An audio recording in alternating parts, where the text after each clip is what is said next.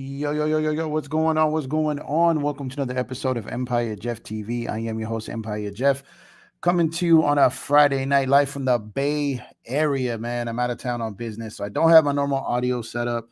So I'm sorry if the audio does not sound great. I had to restart the computer, man. The headset I'm using seems to be a little subpar right now. I just want to make sure and verify, one, that you guys can hear me in the chat, and two, is this good enough quality to continue? I know you guys are used to some good studio sound, and don't want to give you guys a lesser experience. So I just want to make sure that we're good audio wise. Like I said, I'm traveling, so I don't got my normal setup.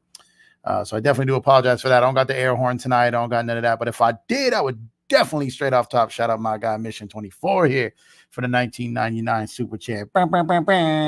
Thank you. Appreciate you so much, man. Appreciate you tuning in. Most importantly, spending your time, but dropping a super chat on the channel. Greatly appreciate you. Mission says, as a Laker fan since diapers, always said if I ever feel like I can make the this roster, we got problems. Hey, that's a fair point. That's a fair point. We're gonna touch on a lot of this. Definitely gonna touch on this tonight, man. Some lot of stuff to cover in Laker basketball, man. There's a lot of Laker depression out there right now. There's a lot going on.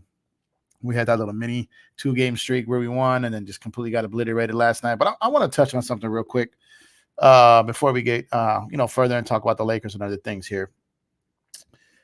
I don't know if you guys saw this tonight. I didn't see it live. And when I got back to my hotel, I do what any reasonable, respectable human would do when they get back to the hotel. Go straight to the bar, grab something to eat. You know what I'm saying? Hydrate. It's important. And I saw what happened in Chicago tonight. And what that fan base did to Jerry Krauss's wife or his widow. And I'm struggling to find the words like to express how disgusting that was. I understand he's not a fan favorite by any stretch of the words. I understand he's not really liked their narratives and all that. We talked about this on a show I did a couple of nights ago with Young Africa, where we talked about Jerry Krause using the line of great players don't win championships, great organizations do. And like Darvin Ham, Jerry Krause probably didn't word that right, but he was right. Like without an owner spending money, without a Hall of Fame head coach, without a very, very good GM, which Jerry Krause was, Michael Jordan, Scottie Pippen, Horace Grant, Dennis Rodman, a roster that was built out by him. I know he didn't draft Jordan, but he built the roster around him, including bringing in Phil Jackson. That was Jerry Krause that did that. And the fact that the Chicago Bulls had their Ring of Honor tonight, and the fact that when it got to Jerry Krause's name, the entire building booed him with his mistress in attendance. And I just man, that was just extremely distasteful to me. And I think the city of Chicago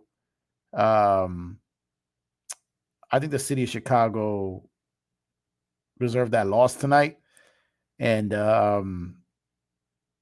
don't know. I God forbid, man, if anything ever happened to me and my wife had to go through something like that, that would just be crazy. So just shame on the city of Chicago. Well, not the city, the people in attendance tonight at the Bulls game, man. But that was really bad. But outside of that, I just wanted to touch on that because I felt really bad for that lady. That was just terrible, man. That was just terrible, bro. Outside of that, all right. Thank y'all for pulling up, man. Like I said, it's Friday night here in the Bay Area, man. I've been talking trash to Warrior fans all day, but I don't got much of a leg to stand on because my Lakers are in a whole world of trouble, man. So that's trash. That's trash, man. Mike Alexander checking in early. What's good, my guy? Thank you for pulling up. Appreciate you. Phoenix Layer 1. I was bored and thinking to myself, I hope Empire Jeff does the stream tonight. LOL, dreams do come true. Hey, thank you, man. Appreciate you. I didn't get a chance to do one last night. I was packing, getting ready for my trip. And by the time I was ready to go, it was like midnight, and I had to get up in like 6 hours, and I couldn't get a stream in last night. So I appreciate y'all. We did touch 900 subs on Wednesday night. So I was trying to keep that momentum moving last night. So definitely sorry I couldn't pull up last night, but here tonight, on the road, still trying to give you guys content and talk some Laker basketball. But appreciate you, Phoenix. Appreciate you. Jamar, what's going on, brother? What's up with you? Thank you for pulling up. Gee, Sauce. He said, let's make a trade. We're good. Trade is coming, man. That's for sure. I don't know what the trade is going to be. I don't know what package is going to be there. We saw some rumors flying around left and right today, which is to be expected, man. January 15th is right around the corner. These media outlets are going to sell those clicks like it's nobody's business. So just take this stuff with a grain of salt. I'd be pretty surprised if we saw anything prior to February 8th, like too far in advance. Teams, the offers typically get better for these players as it gets closer to February 8th, the trade deadline. So I don't think anyone's going to, I don't think a bunch of moves are going to happen yet. The Lakers are involved in many. I'm going to talk on a couple of things right now. So it's funny because I don't really have Laker plugs. I got people to cover the team, but like that I talk to, but they don't really get a lot of insight stuff from the Lakers. The Lakers are pretty buttoned up. However, I do have plenty of other teams around the league insight on, and that's this time of year. That's very, very valuable because while I may not have any Lakers insight, I do have some insight of people who cover the teams that the Lakers are talking to. So I'm going to touch on that in a little bit right here. Let's see. Festa, what's going on? Thank you for pulling up. What's up? Thank you, man. Brandon Bernie, what's going on, my guy? Jeff coming live from the Bay Area. Yeah, man. On the road out here trying to keep this content coming, man. Trying to keep it coming, man. Hit stick step, a triple salute to you, my guy. Thank you for pulling up. Eric Kwan, what's good with you? Thank you for pulling up, man. Insane rumor mill indeed. But I'm just trying to tell you guys, be careful. Don't overreact to every single rumor you see out there because the majority of them are BS. A lot of this stuff comes out after teams have already talked and one team has told the other team to go F themselves, and then that usually comes out. Agents start plugging some things like D'Lo's agent is clearly doing with the Darvin Ham stuff. But outside of that, the majority of this stuff rarely happens. It comes out in leaks right now. Giovanni, what's up, man? Let's make trades now. This Laker team is not.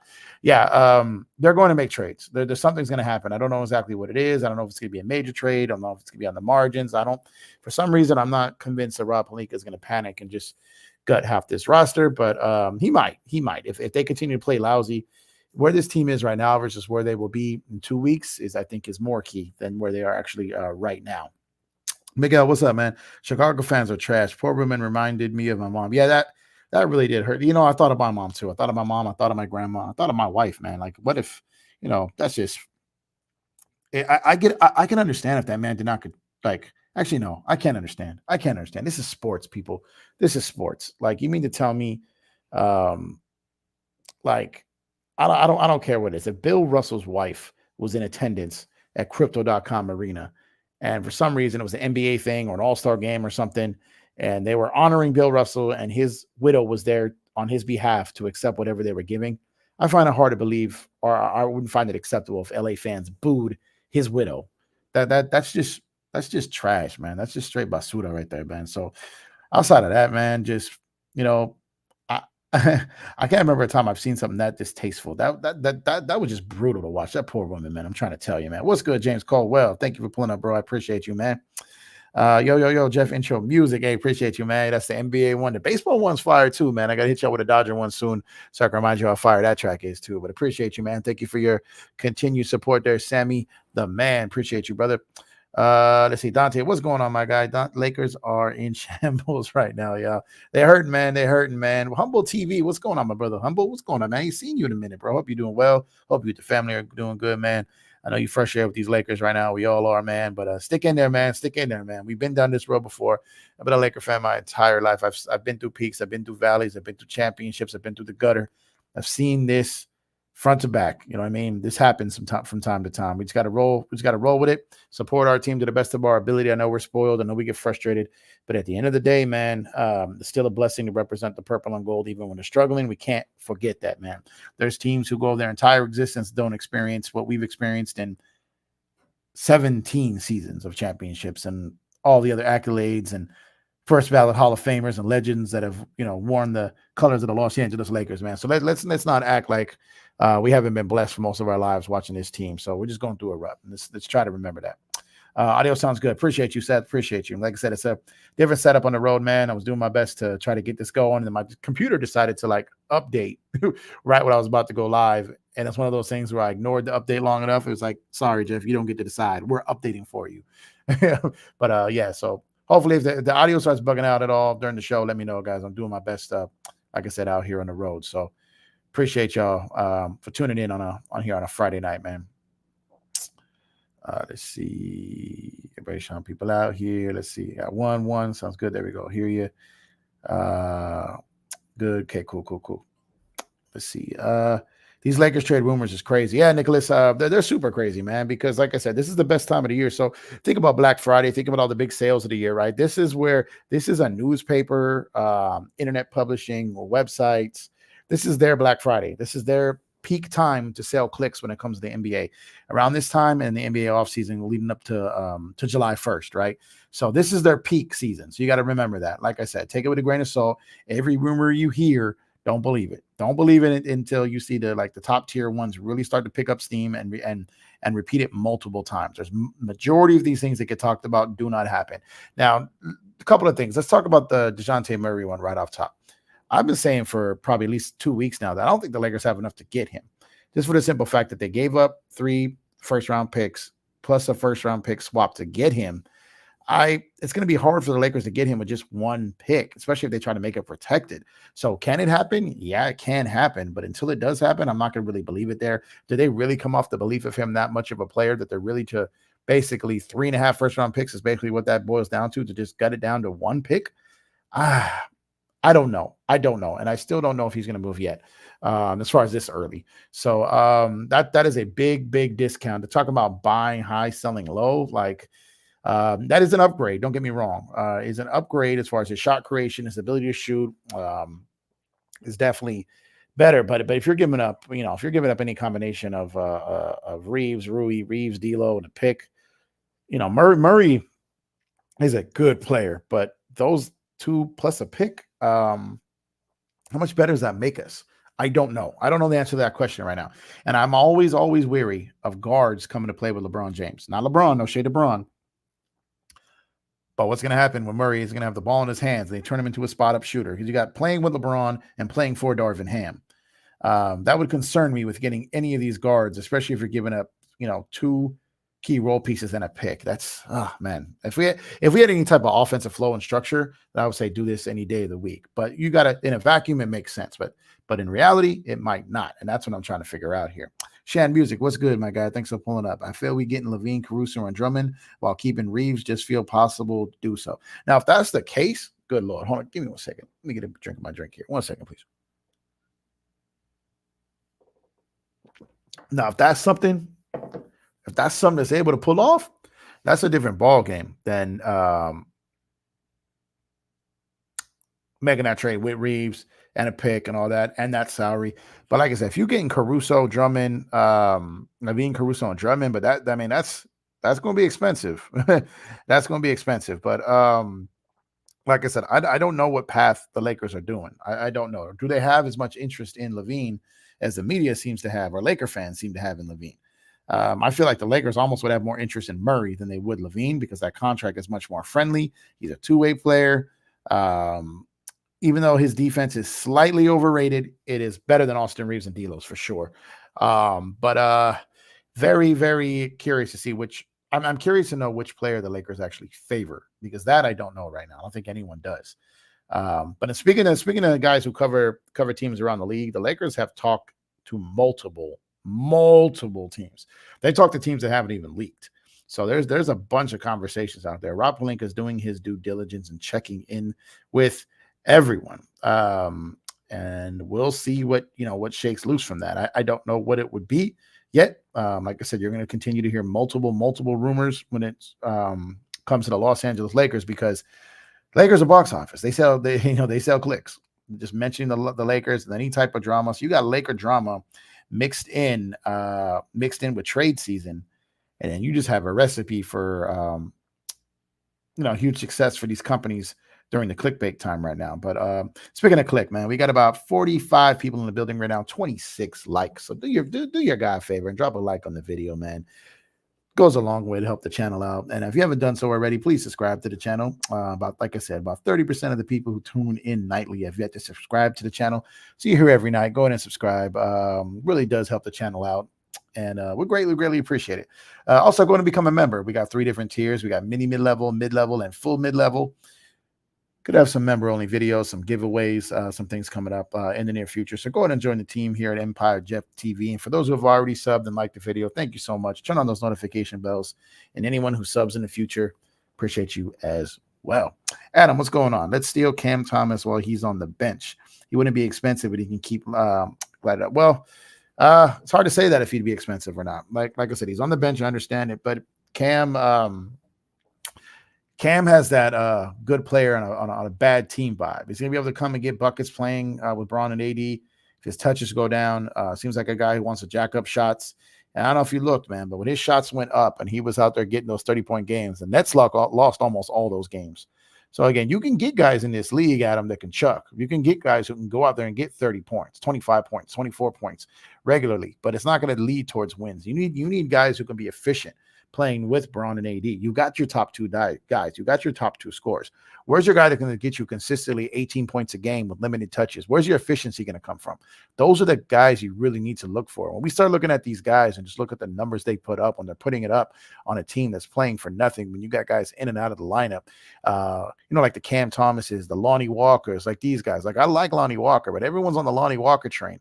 I saw that tweet today that Lonnie did, man, when he was talking about someone posted out there showing people's numbers and how hard it is to play here. And Lonnie was like, I was the 3rd leading scorer before I got hurt, pressure to brace no pipes over here. But Austin Reeves is the 3rd highest scorer this year for the Los Angeles Lakers.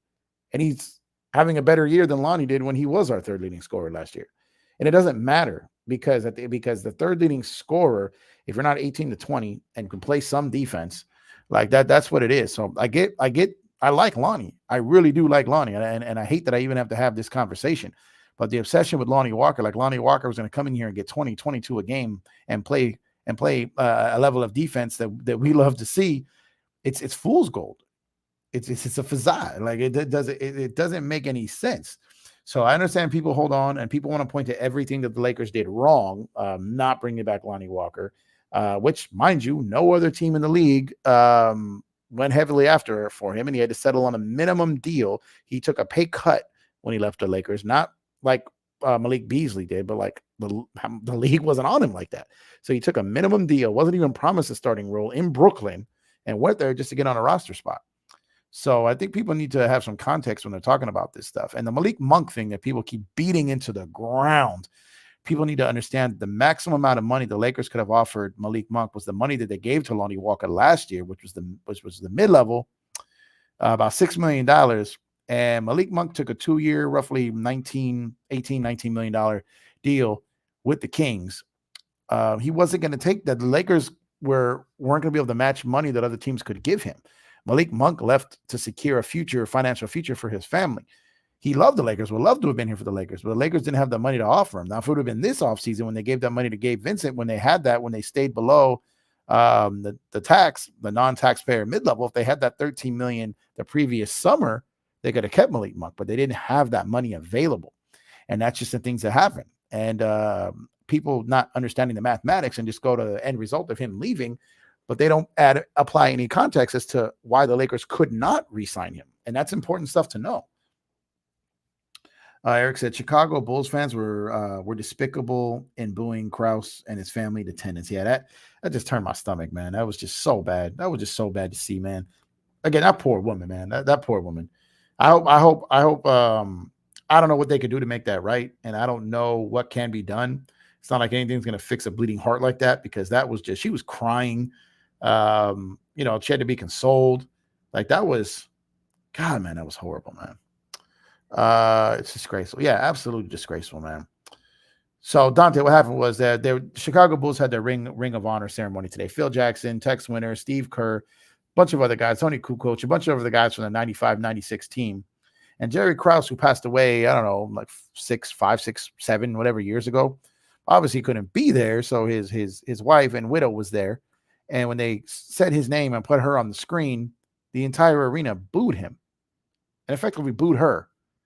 And, she got emotional and started crying. And, man, it's just tough to talk about, man. It's tough. Hey Jeff, real quick. What's up, JS? What's up, JS? I missed it. What happened in Chicago? I just went over it, man. Just I wouldn't even recommend watching it, man. It's just tough to see a woman lost her husband, man, and just having to see that. God, Nicholas Clark said, "Ah, snap! Those Bulls fans that booed while his widow was there, mad disrespectful, ungrateful, and disgraceful. Yeah, just tough, bro. Hey, Kurt, what's going on, brother? Hey, Jeff, hope you're having a good time in the Bay. Hey, chat, Steve Kerr summed it up. It's shameful, very shameful, very shameful. Yeah, good time in the Bay, man. Good time in the Bay, man. Came up here to handle some business and handled, man. Got a little bit more to take care of tomorrow, and then I'll be back out of here, man. But appreciate you, man. Appreciate you, man. Cold up here, man. It's same state, but not the same weather, man. LA was cold, but not too bad. It got colder at night, but the day wasn't too bad. Man, it's cold up here in the Bay, man. It's about to be raining all day tomorrow, man. Oh man, it's not ideal, man. Not ideal. Get Zach and DeRozan out of there, JS said. They're gonna try. They're gonna try, but it's a matter of what teams offer up for them. I don't feel like we can win a chip with Darvin. I think that's fair. I don't think we can win a chip with this roster as currently constructed. There's gonna have to be some tweaks made to this. As my guy, Dan, the Laker fan, always says, shout out to Dan. He goes, there's like a stench in the locker room, a stench of losing in this locker room that needs to be rectified. And may just have to, I'm not for blowing half a team up during the season, but it just may be something that has to happen because this team just isn't playing for each other. They're not connected. Bob Myers had a great quote today during the Denver Nugget New Orleans Pelican game. And he said, good teams rarely lose two in a row unless they're hurt or missing people. Like lose two in a row badly. And he said, when you see a team that's down and playing like a team that's connected, it was a good word he said there. He goes, you could tell a team that's connected. And he was talking about the New Orleans Pelicans. And he was saying, you can see this team is connected. And it's a good word. And it's a perfect way to an analogy to sum up the difference between a team that is playing together and fighting when they are down versus a team like the Lakers. The Lakers are not connected. So I thought that was a great take by Bob Myers, and I agree 100%. It was really bad, Adam. It was really bad. I wonder what the Bulls players felt about that. Yeah, they had to feel shameful, man. Like these are the people who represent us. Like that's just they're players. That was a GM's wife. Believe it or not, I know he doesn't have the best reputation in that city because of narratives and all that, but that players think about like what if I miss a game-winning shot, or what if I missed a shot or created a key turnover and a team gets honored or something, and then my wife gets booed in the crowd. Like, you think about these type of things, and that hurts pending free agents, stars that demand a trade somewhere. They see something like that and they're like not with it, so it affects business overall. Granted, when I posted on Twitter talking about how bad it was, and I had someone comment back, and he goes, totally agree. But the fact that Jerry Reinsdorf, the owner, waited until the team was in the toilet, ready to blow up his roster to have this, when you got a bunch of frustrated fans, didn't help the cause. And while I agree with that, while that is still true, it doesn't escape the fact that a man's wife was in attendance, there to show support for the team, there to pay respects to her dead husband and represent him on the family's behalf, and to get booed like that, man, it's just trash. Sounds like we getting Murray. I don't know. Again, I don't know if we're getting Murray. Like I said, I don't buy everything that's out there in the media. They drive clicks, they drive attention, they get everyone all stirred up, and then things either do or don't happen, right? But I'm very interested to see what a trade package for Murray from the Lakers would be, and if it is something that they would be able to afford. Asset-wise, I still believe that if other teams are serious, they have what it takes to outbid the Lakers. Maybe I'm foolish for that. I just feel like the Lakers only having one pick in 2029, for some reason, I feel that might not be enough, but we will see. Maybe a trade involves a name that has not been mentioned yet. Well, that's what I'm talking about. So they've talked to multiple teams. Rob is out there doing his due diligence for sure. Can we make it to the February 8th deadline? These teams ahead of us are no joke. I don't. That's what I'm saying. Yeah, the way they're playing is going to be tough to escape this the brutality of what's ahead of them. Right, that's a real thing. But I don't know. I don't have the answers for any of this right now. All I can say is, if this team does not start playing better, then they may be forced to. Because here's the thing: like, even if the Lakers woke up tomorrow and said, "Okay, I'm open for business and I want to do a trade," it takes two to tango, right? They still need other teams to agree to do business right now. A lot of these guys, a lot of these teams, they're going to be waiting towards the trade deadline to try to get a bidding war leading up to the end of the trade deadline. But it's really unnatural to see teams make moves of significance prior to the trade deadline. A couple of days before, yeah, that's all right. Like the Rui trade last year, that wasn't at the time wasn't viewed as significant, like from a standpoint of where it's like a max level player moving or a player making $18 to $20 million and like a champion, a quote unquote championship altering trade. Like I can't remember the last time I saw a deal like that happen. It has happened. There has been ones that have happened, but it's typically like when teams have been talking since the summer, it bled into the regular season, and then it just happened. Like the James Harden trade with the Clippers. Obviously, that happened early in the season, but they've been talking since like the free agent period, right? That have been months in the works, months in the process. The OG Anunoby trade with Toronto, they've been talking about that trade over a year. But as far as like LaVine, the Lakers, and all these things, like it's not going to be easy to pull that off earlier than the trade deadline. Dallas thinks Pascal Siakam is the missing piece. Could be the place for a move. It could be. It depends. Depends on what the asking price is. Dallas doesn't have a ton to give up. Their draft picks are kind of tied up. They got some guys they could move. Does Toronto have interest in Grant Williams? Do they have interest in Kleber? Do they have interest in Tim Hardaway Jr.? Like who do they want? And what fits their roster to give up someone like Pascal? But the difference with Pascal versus like a Zach LaVine, DeJounte Murray, and guys like that is Pascal's a free agent.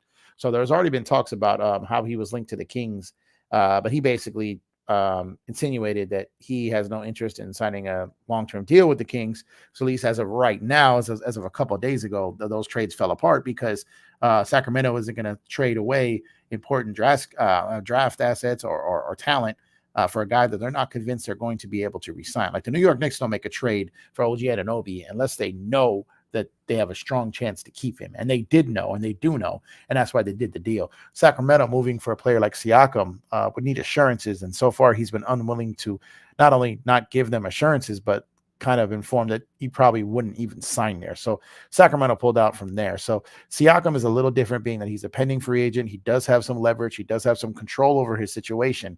Whereas Murray, LaVine, and guys like that who have multiple years left on their deals, they have no control over it. So it's slightly different situations there, man. Craziness. What's going on? What's good, family? Thank you for pulling up. I appreciate your continued support. Happy to see you here, man. Appreciate you. Hope you're having a good night. And as always, thank you for your dedication and your service. You are appreciated. Thank you. Happy Go Lucky says Darvin Ham can't continue starting Cam Reddish. He's not starter material. I agree with you. Happy. I was saying that even when Cam was playing solid, I go, if he is our starting two guard, then this is not a contending team. It's no shade towards Cam Reddish. It's not his fault. I think people believe that Cam has this untapped potential that he just doesn't have. Like he is who he is, and that's just is what it is. Continuing to start him, I could call him Cam Deadish because his minutes are dead out there. Shout out to my guy LOE who calls him Cant Reddish. But it's no shade towards Cam. He's just not a guy who deserves starting minutes. But then again, I also understand then who's the wing, who's the guy that replaces him to guard wings. I mean, everyone's going to say Max Christie, and I've been pushing him to get more minutes as well. Max Christie's just a little bit too undisciplined out there. He goes for the pump fake too much. He reaches. Cam has been able to contribute defensively. So until they find a guy they trust in that defensive role, they're going to continue to play him there because Austin Reeves is just getting targeted left and right. And Darvin Ham doesn't seem to come up with a system or scheme to protect him out there with the team defense and then go out, kind of go one for one. Typically, like, if I'm coaching the team and I got a guy who can get buckets out there, but the other team is singling him out on defense. And I'm like, all right, you're going to do that to me? I'm going to do it to you. And I'll go out his weak link. You want to do this? Or you want to play ball? And you got to do that. Darvin Ham is kind of just sitting there letting that happen without protecting Austin. So Austin is capable of getting you 20, 22 points a game out there, right?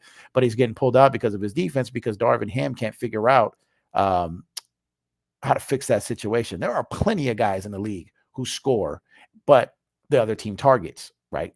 The thing is, those other teams are better equipped with how to deal with that situation. Darvin Ham, there are things, and head coaches, there are things you can do to counter that. but he's not doing it. You know what I mean? So, like I said, I'm not part of those guys that are like beating down the doors and going crazy, screaming, fire Darvin Ham. I'm not. But at the same time, I'm also very capable of speaking on plenty of his deficiencies. That's on him. He is not putting his player in position to be able to score and then have some success in a team defensive scheme, because you got him out there on an island and ISO ball. There's no type of defensive coverage to take that away from the other team. And there are ways to do it, but it's just, like I said, there are plenty of bucket getters out there who other teams will attempt to target, but the team has a scheme and they can mitigate it. But the Lakers just don't have a way, and Darvin Ham, that's on him. 10 out of 10, that is on him. Sando, what's good? Thanks for pulling up. Appreciate you, man. What's up, Jeff? Whatever happened by the trade deadline, in Rob we trust. Yeah, my mantra forever has always been let Rob work. I'm going to stay with that until he proves me wrong. I felt Rob had a good offseason and the pieces just didn't fit, but I felt like the effort was there. The attention to detail was there. He did everything he could. Everyone was celebrating it. Everyone was happy. And then they showed up on the court and the pieces just didn't fit. You had injuries. You had all these things lining up that just caused problems. And now I believe Rob to try to fix it. One thing I will say, because I find this funny, because I'm always big on false narratives. I like to fancy myself as the slayer of false narratives, right? Because people, especially on social media, YouTube, and all these places, it's a topic gets out there that gets pretty loud, and everyone copies and pastes it. Everyone takes it. I'm an independent thinker. I don't just say what the masses are saying. I think for myself. You know what I mean? So when people are out here, like I said, the Lonnie Walker thing, the Malik Monk thing, and the Cam Reddish thing, when everyone was big enough. The thing that like drives me nuts is when everyone jumps on the same wave without really applying any context to it. And that's what continues to drive me nuts. So when it comes to like all the Darvin Ham stuff and all the things he's doing, a lot of it is people just don't know where to place blame outside of him. So they just place it there. And he, like I said, he is not perfect. He has his issues, but the roster is a problem. It is an absolute problem. And while I trust Rob, to figure this out, it's just not really his time yet to do it, because mathematically, the calendar wise, it's just not there yet. So, like I said, have some independent thinking. Don't just always repeat the same thing that everyone out there is saying, just because everyone is like, watch the game, do the eye test, and then have your own informed opinion. Like, don't just go on Twitter, take what another bunch of people are saying and run with it. Because then you get all these narratives just flying out of control that just get crazy, man. Because the point I'm trying to get to here is, you saw how the wildfire spread a couple days ago about how Darvin Ham and his players weren't on the same page when it came to talking about injuries. You guys remember that, right? It was everywhere. Everywhere. It was on TV. It was on Twitter, YouTube. It was everywhere. We can all agree it was everywhere. But if you watch last night's post game, who was the loudest voice echoing the same things that Darvin Ham was saying? And that was LeBron James. LeBron James talked at length about injuries. Games missed due to injury, players out due to injury, obviously, and told that injuries are taking on the team. So my question to you as Laker fans is, why did Darvin get ripped to shreds for speaking on something that was obvious and said, well, your players aren't saying this. Why are you? But LeBron James spoke at length about it yesterday. So make it make sense to me, people. Make it make sense. Narratives. Telling you. Hate them. Josh Blake, excuse me. What's going on? What's going on? Salute, Empire Jeff. Always coming with the fire. Hey, appreciate you, man. I hit you at the air horn if I had my equipment with me tonight. Appreciate you. Appreciate you always coming with the support, always coming with your time and tuning in and taking a listen, even on nights like tonight where I have pretty trash audio. So appreciate you guys. Appreciate everyone who's dropped a like on the video. We got 54 people in the building right now. 33 likes. Come on. If you haven't done so already, please drop a like on the video. Subscribe to the channel if you have not done so already. I'm trying to bring you guys content every night, even when I'm on the road. Lakers, NBA, Dodgers, MLB. If that's your move, drop a sub, drop a like, turn on notifications. Really goes a long way to help the channel out and be greatly, greatly appreciated. Trying to catch up to these chats as fast as possible, guys. You know me, I like to try to get to every chat. So I'll get there. Mac Drake, Jeff TV in effect. right. Mac Drake. The Bay is a whole different area, a whole different vibe up here, man. The Bay might as well be another state than LA, man. It's in the same state, but it's just a whole different world. Excuse me, 1 second. Can't let this drink get warm. You know what I'm saying? Not the same. Whole different world up here in the Bay than it is in LA, man. Temperature alone, it's cold as hell up here, man. Freezing. but like I said, man, like my grandpa always said, man, there's money out there. There's money out here. Just in general. There's money out here. Go get it. Go get it. Go get it. So I can deal with the cold out here, man. Sando says, Jeff, you brought up great point about the second tax apron a few streams ago. You're right. They probably won't want to cross that if they get a very expensive player. Those penalties are brutal. Yeah, so that's what I'm trying to say. I think people, again, narratives. People like to speak on air quotes, new CBA, without really knowing the context or the substance within it. But you guys are in good hands because you got me. I know it. Miss Angie B knows it. You know what I mean? So I fancy myself as high grade as it gets to CBA on YouTube. I really, really do. I really, really do. And not to say that other people don't know well or do a great job. That's not what I'm saying. I'm saying I put in the work, man. I've gone to classes on these things. I'm actually doing studies on it. I've got some really good shows lined up coming in the next month. I got some cat gurus to bring to y'all, man. Right in the thick of trade season to answer all y'all questions, man. Cooking it up for y'all guys, man. So some of the media guys I talk to, I can't bring on because they just don't do it. Some don't do it at all. Some are contractually obligated. They can only do their network, but some just don't do it at all. Like they just write and that's it. Like they don't have their own social media. They don't do any radio. They don't do any of that, but some do. And I've got some guys, and gals coming up soon. So tell you CBA wise, I appreciate you bringing up that point because I think a lot of people miss that. A lot of people don't know the meat and potatoes of this whole new CBA, man. That's no shade because it's a bitch to learn. Trust me, I'm just a weirdo, you know, that really wanted to learn this stuff and get out in front of it. And if y'all see me around in other channels when they're talking about their trades, you'll see me all the time chiming in like, can't happen. That's not going to happen because this, that, and the third. And it's not that I'm like hating or throwing shade. I want the people to be informed, man. I want Laker fans to know what trades can and can't happen, what's realistic, what's not realistic. And the buyout market, I keep hearing people talking about bidding wars and buying markets and, the Celtics are going to wait for the buyout market. The Bucks going to, all these guys are buyout markets. Like, y'all ain't in the buyout market. like, what are you talking about? You don't know the rules. You don't know the rules. And that's what I'm trying to get here. I'm not trying to say I'm better or smarter than anyone. I've just done my homework. You know what I'm saying? That's all. Adam says, I can't believe that. Jerry Krauss helped build the Bulls dynasty. Last Dance just had Jordan's side of the story. Everyone jumped on it. Yeah, no, that's fact. You know what sucks? I guarantee you Michael Jordan probably had a problem with what happened today. And I understand they just saw the one side of it. They only saw the one side of it, but you guys didn't really see. So Phil Jackson, let's talk about this for a second, man. Like I said, shout out to Phil Jackson, all his championships, first ballot Hall of Famer. But that man played games, man. He turned people against each other. He never tried to fix the Kobe and Shaq thing. He felt it was better when they were going at it because it would bring out their competition. So Phil Jackson turned the team against Jerry Krause. He made it between those two. He made them people pick a side. And like I said, like I understand there's politics. It's a Game of Thrones theory there. It's a power struggle. All these things I understand. But in his wildest dreams, when Phil Jackson was in that arena tonight, I'm sure he felt that. I'm sure he felt some type of guilt in that. I don't think for a second he sat back there and took joy in that. But I do think when he was sitting there, he probably took some blame in that. I really think he did. And he should probably have to repent for that because that was terrible, man. That was terrible. I would boo Steve Ballmer's wife, though. Nah, I wouldn't do that, man. Steve Ballmer, or are you talking about not Ballmer? Are you talking about oh my God, how am I drawing a blank here, man?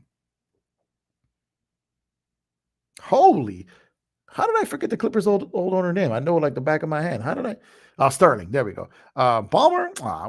I wouldn't boo anyone's wife, man. Like, even though Sterling's wife was, she did some crazy stuff too. But still, man, like if someone's there at a sporting event, they're showing up, another person is deceased. There's a time and place. There's time and place. Don't do that, man. Hunter Jules, what's going on? Thank you for pulling up. Did you saw the picture that D'Lo just posted on X? Does he know he's going to be traded? I didn't see the picture. Maybe let me know what it was. I will tell you that D'Lo has a good idea that he's getting traded. That's why all this stuff is coming out. Him on his podcast, the things coming out, the leaks of agents calling the Lakers office. That was D'Lo's agent. Like he sees the writing on the end of the wall, and he's kind of trying to tell his story, or he's just trying to, clarify a few things here. But I didn't see the picture he posted tonight.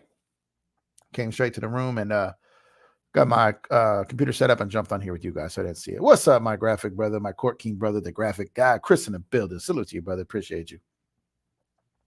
Bloodhound says they can't get the second tax apron as they are hard cap. Yeah, they can't get there in general. I'm talking about moving forward.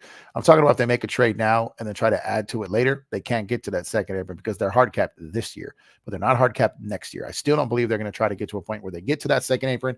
And the stream that I was talking to a couple of days was referred to that, not about this year. They are absolutely hard capped. They can only take on about 4.94 in additional salary on top of whatever they send out, because then that pushes them right up to the hard cap. So no matter what trades they make, whatever money goes out, as far as the books stand right now, they are only able to take in 4.94 million on top of what their cap, about what their salary is of right this minute. Now they can go backwards. They can take back less money, but I'm saying on top of what they already have, they can only take back 4.94 million because they are hard capped. But my point about the second apron was talking about in the future. I don't think the Lakers ever want to get into that second apron. Trying to keep my head up through all the Laker madness. I hear you, humble man. It's not easy. It's not easy, man. Purple and Gold says, my man Jeff, the GOAT of sports analysis. Thank you to you and DTLF. Always have my support. Hey, thank you, Purple and Gold. Appreciate you. Thank you for your support. Happy to have all your support. Like I said, your most important thing is in this world is time, and the fact that you guys choose to spend your time with me. It's still surreal to me. I still greatly appreciate it. Never goes unnoticed. So greatly appreciate it. And speaking of appreciation, 48 people in the building, only 37 likes. Please drop a like on the video. 910 subscribers now. I'm telling you, my first goal when I started this channel was to get to 1,000 subs, man. We got to 900 on Wednesday. I'm really trying to get to 1,000 as soon as possible and get this goal checked off my list within the first couple of weeks of 2024. So it'll be greatly appreciated if you guys went ahead and dropped a like on the video and subscribe to the channel. Where is search for search, man? Where's the search for search, man? Merch for search. DeJounte Murray is not the answer. Hepatitis, see you later. What's going on? Thanks for pulling up. Appreciate you. Yeah, I don't know if DeJounte Murray is the answer. I don't know how much of an upgrade it is, especially if you're giving away multiple pieces of depth. I understand people throw Clint Capella out there, but that's $22 million this year and next year, I believe. Let's load up Atlanta's salary real quick. I think Capella has one more year left on his deal. Let's take a look. If my memory serves me right, let's see here, which I have a pretty good memory, but sometimes I got a lot of numbers in my head here. So let's go ahead and take a look here. Multi-year outlook here. So Clint Capella, yeah, 20 million this season. He's on the books for about 22.2 million next year. So you're looking about your third highest paid player, even above DeJounte Murray if you get him. Because DeJounte Murray's salary next year, actually, I'm incorrect. It's 18 million this year. His extension kicks in next year. So DeJounte Murray is 18 million this year. That's what you'd be trading for, that dollar amount. Would you be trading for the $18 million for DeJounte Murray and $20 million for Capella, 0.2. So roughly you'd be trading about $39 million, right? So that would take, so D'Lo's about 17 roughly, right? So you'd have to do a D'Lo Rui or D'Lo Reeves or Reeves and Rui. And Reeves and Rui I don't even think would be enough. You'd have to throw something else in there. But all of that for Murray and Capella. I'm just curious. Do y'all there's no shade to these players. I like both players. I do. But if we're talking about giving up our only tradable first round pick here, which I think would have to be spent in this deal. If we're talking about trading our only tradable first round pick, and you're moving Austin and Rui, or D'Lo and Rui, and a pick, even if there's protection on there, it's going to be lightly protected. Like for Murray and Capella, When Murray gets here, is he going to be able to fit with Braun? When Capella gets here, is he going to, like, is him and AD going to fit? Like, we have a big that fits well with AD that's not getting playing time. So everyone is screaming, play Christian Wood. When you get Capella here, how much do you think Christian Wood is going to play? So I don't know. Like, there's multiple different things here in the equation. Is Murray going to fit with Braun? How is Ham going to handle these rotations and lineups with these new players? While Ham did do a good job last year when these guys came in, another false narrative obviously was the Malik Beasley thing. And, people saying, because that report came out, again, they read subtext, but they didn't watch the interview. I saw someone do a whole rip down on Twitter bashing the Lakers for letting Malik Beasley go because he took lesser pay for a bigger role just to get out from under here. Well, one, the context was he wanted a starting position. Malik Beasley was not going to start over D'Angelo Russell or Austin Reeves at the start of the season. It wasn't going to happen, nor should he have. Two, and this is the big part, this is the best part, is that Malik Beasley went on record and said that when he got to LA, he was dealing with so many personal problems because his wife actually lived in the city that he got traded to. And he had a ton of off-the-court issues and wasn't, and I quote, putting in the work he should have been. And again, I quote, he said, that's on me. He wasn't getting his reps in. He wasn't getting enough shots up in practice. I know teams don't practice as much, but in his own personal workouts, he wasn't putting the work in. He was showing up to game day rusty. And that's why his shots weren't falling. And that's why he took less money to go to a starting position to try to rebuild his market, because he knew he botched it with the Lakers. That was on Beasley. Those words came out of his own mouth. But people will take the snippet without watching the interview. And that's what I don't do. Because again, context is everything. And the real story is everything. The false narratives, those are just clicks. Like my man Lamont says, man, for researchers' purposes only. But that's what you guys got me for. I'm going to clean up these messes for you. DeJounte Murray, hell no. Dan's Inspiration. What's going on, man? Thanks for pulling up. Lakers are so disjointed. Facts. Eric Kwan says, DeJounte Murray is pretty cool due to lack of, it's pretty costly, due to lack of future assets. That's what it is. Again, in a vacuum, Murray would be great. But again, we're not in a vacuum. Depth pieces, good role players, and a pick for a guy who's going to be a role player, and will he fit? Like, again, these are things you have to ask yourself. At least I trust Rob. He don't trade due to pressure. He's patient. Yeah, facts. Rob is, like I said, is the only guy I trust in this equation. I really do. He doesn't react to fan base's tantrums, which I love. DeJounte Murray, no thanks. Adam says, it wouldn't bother me if we made no trades and I got a new coach. Everybody blaming players who don't even know what their role is. Well, you're not entirely untrue there. That's not what I'm going to say.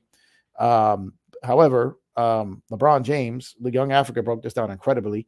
LeBron James slowing down the pace when he has a transition in the fourth quarter, slowing down to run the clock down and shoot a fadeaway with 2 seconds left on the shot clock. Like, these are things, not using a two-man game with Bron and AD. You don't need Darvin Ham to do that. Those guys know how to do that. They're not doing it. There are plenty of things that the players are still doing wrong, not hustling back on defense, not doing their part. Plenty of things, plenty of things that these players do wrong. This does not escape Darvin Ham. I want to be clear about that. But to sit here and act like just replacing Darvin Ham with Phil Handy or something like that would turn this season around, then people are tripping with that. Like, there's no way. Brandon says that they move off a bad contract with DeJounte. DeJounte's not a bad contract, though. He's not a bad contract. Considering what contracts are going to be moving forward, DeJounte Murray at $25 million, 25, 27, 29, with a player option of 31 and 27, 28. I mean, you got Hunter making 21, you making 20 this year, 21, 23, 24. Like, say you got Clint Capella making 20, then 22. Like DeJounte Murray is not that terrible of a deal. D'Lo's making like around 18. You know what I mean? It's not that terrible of a deal in today's NBA. About 5 years ago, that'd be a deal like, wow, that's pricey. But when you're gonna have guys making $60 million, a guy making 25 is not a bad deal when you're trying to fill out a roster. No matter who the Lakers sign, they'll all forget how to shoot. Facts. What if they included Bojan or Sadiq? Now Sadiq and Bojan, I like. I really like Sadiq. I was hoping they'd find a way to get him last year. But again, it's going to be hard enough to just get Murray with one first round pick. How are you going to get more talent from them when other teams can outbid you? G Saw says, yeah, good point. Micah says, as much as I'd like Murray, he really doesn't spread the floor as well. That would shoot our chances of winning anything. I was down with Murray until I thought about him more. He's got moments like his spot up three, catch and shoot three. I mean, or even his off the dribble three. Like he can shoot the three. He can get in rhythm. His mid range has improved a lot. I was looking at his numbers earlier about he doesn't finish around the rim great, which is odd. But his finishing around the rim is struggling. But his other areas have been pretty solid. But again, he's not leaps and bounds to the defender that people think he is a quote unquote two-way player. I know I've said that he competes on defense, but he's an improvement over D'Lo and Reeves. But he's not going to get on an all defensive team anytime soon. Like I don't think he's the same defensive player that he was at San Antonio. He's committed more to offense now. Similar to like I've said this before, like a guy like Miles Turner, who's still very good defensively, but now that he's focused more on offense, he slips a little bit. Even Kawhi Leonard over time as he became more focused on offense, slipped on defense. Like, that's what happens with these guys sometimes, and that's kind of where DeJounte Murray is right now. LeBron record with the Lakers is 226 and 202. When do we move on? They're not going to move on because he's a cash cow. He's a cash cow. He's box office, and the Lakers are making a ton of money off him. LaVine not happening. No way Lakers going to 24-25 with 3 max guys if LeBron resigns with 8 and AD. Well, LeBron will opt in more than likely. I don't know if he's going to turn down $50 million and want to go anywhere else. I don't know. I don't even think he's going to opt out and take less money to help the team, because even if he did, it wouldn't help them much, just tax-wise. But as far as salary cap-wise, it's still not going to, So I think LeBron stays. I think he opts in. That's $50 million sitting there waiting for him, man. That's right. Is DeJounte Murray going to be a sharpshooter in the playoffs when LeBron has the ball? For the majority, DeJounte doesn't fit with the LeBron James. And that's what you always got to consider, because when you look at these guards and you look how they play, and on paper, you're like, oh, this guy's a good player. But you have to consider, like, how does he fit with LeBron? Like, this is important. You have to measure these things. You have to. And these are things you have to take into consideration when you make a trade for someone. The Lakers should trade D'Lo, Prince, Wood, 4 picks. Lottery protected first for D'Lo. Wood and Prince get seconds. Replenish the draft capital a bit by trading guys who are expiring. They're not going to do that, because the Lakers won't openly throw in the white flag. They're not going to do that. They got to protect the brand there. And absolutely, smash the like button. Please, please, please. Thank you for that. Smash the like button. Where are we at right now? Currently, 52 people in the building, 44 likes. Getting closer, getting closer. If you haven't done so already, please drop a like on the video. Subscribe to the channel if you have not done so. And turn on notification bells to get notified when we go live, such as days like tonight. Thank you, Jamar. Appreciate you. And once again, I don't have my normal audio setup tonight, so I do apologize if the audio experience isn't the same. I'm just on a regular headset tonight, so on the road and traveling, so I always have my whole home studio, so definitely do apologize for that, but I still want to come here and rock with you guys, so appreciate you. It's hard to find a guard to play with LeBron. Reeves is one of the few, or Kyrie. Yeah, that's what it is. Like, for all people want to bash Reeves and get on Reeves for, he knows how to play with LeBron. He can start next to LeBron, come off the bench and play with LeBron. Like, that's one thing I like about Reeves. You can't say that for everyone else, and there's value in that, absolute value in that. What if the trade package was Murray, Bojan, and Sadiq for Reeves, Rui, Gabe, top 10 protected first round pick? I mean, when you look at these names, you see them all next to each other. Okay. Murray, I give an edge over Reeves. Is Sadiq better than Rui? Rui's been hurt. He's been out. I get it. But we've seen how this man plays in the playoffs. Like, is Sadiq is that much of an upgrade? And Bogdanovich, I like him. He's solid. Maybe I can see that being an upgrade over Gabe, but we haven't even really been able to see what Gabe can even bring to this team. So when I look at this, and you're giving up even though it's a protected first round pick, you're moving Reeves and all these guys. Like, does that trade make this team a championship contender? I don't think so. Do you? I mean, I don't know. Terry Rozier, get him. Terry Rozier, I like him. He's a bucket. He can score, but he's so small. He's so small, and come playoff time, teams tend to exploit that. But I like Terry Rozier. His contract is not lovely. He's got quite a few years left, and for what he brings, he can score the ball. I think he has at least. I think he had at least. Was it 3 years left on his deal? There we go. Yeah, he has 2 years after this season. So Terry Rozier is 23 million, 24, and 26. So Brandon, if you're calling DeJounte Murray a bad deal, Terry Rozier is making more money than him this year, and he's right up there with him after that. And I think DeJounte Murray is a better overall player than Terry Rozier. Cam can't be our starter. We need a starter that can actually shoot and score. But that's the problem. We can get guys who can shoot and score. That's Austin Reeves. That's D'Lo. But they can't defend. So what Cam brings to the table, you need to stagger that lineup with a defensive-minded guy and a guy that can cook but can be decent on defense. So you could have Cam out there if you had a guy who could score and be adequate on defense. But having him out there with Austin and D'Lo makes it tough. The fit. Miguel says, I think LaVine may be a lower asking price, but will struggle with his contract. Murray may be a higher asking price, and I don't want to lose Austin unless with great pieces in return. That's the thing. You got to give to get in a trade. So we can't sit back and think we can't trade Austin and try to get better, because teams, if you're trying to get better, one of the first things they're going to ask for is him. And if you're going for a guy who's a former All-Star, an Olympian, or something like that, and someone like Zach LaVine, who's a very good player, my thing has nothing to do with these players. Being that we have LeBron James, and one thing I've learned in this, like Jamar put in those stats there, what of the winning percentage? One thing I've learned about when it comes down to LeBron James is a lot of these guys just don't fit with him. I feel like today's game is different than when LeBron could go out there and get all of these shooters and add all these guys to his team, get guys on minimum deals to come play with him and do all this stuff. Well, shooting is expensive now. It's pricey. He can't just go out there and get every shooter on the market like he did when he was in Cleveland or Miami. That market is just not available now. These guys are getting paid. So probably because LeBron, because he won championships with those guys over there, and it's a copycat league. And they're like, well, if this worked for LeBron, let's add these guys with KD. Let's add these guys with Steph. Let's add these guys with Kawhi. Let's add these guys with Giannis.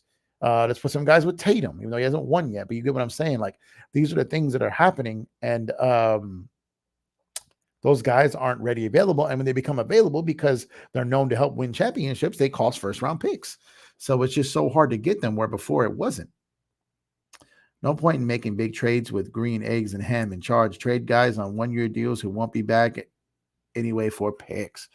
Again, the Lakers aren't going to sell. They're not going to do it. They got to protect the brand. I get what you're coming from and what you're saying, but it's not going to happen, man. Malik Monk. I love Malik Monk, man. I love Malik Monk. Like I said, narratives. Vino said, yeah, my guy Vino said that. Yeah, that was yeah, Lonnie did jump in on that, but Lonnie, like I said, I love Lonnie Walker. Like, he's solid. I liked him last year.